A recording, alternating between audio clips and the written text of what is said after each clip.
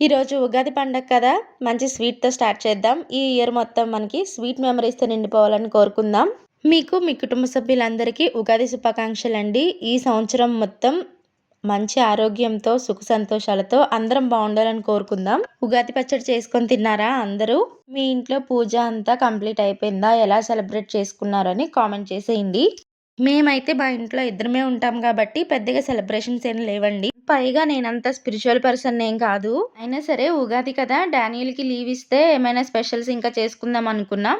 Last మూమెంట్‌లో normal working day leave లేదని చెప్పారండి.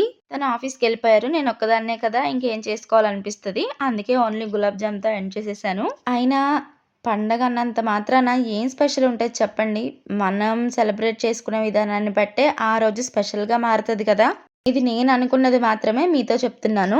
నాలా అయితే ఎవరు ఆలోచించరు, ఉండరనైతే నాకైతే ఒక క్లారిటీ ఉంది. వీడియో నచ్చితే లైక్ చేసి సబ్స్క్రైబ్ చేసుకోవడం మాత్రం మర్చిపోవద్దు. బాయ్.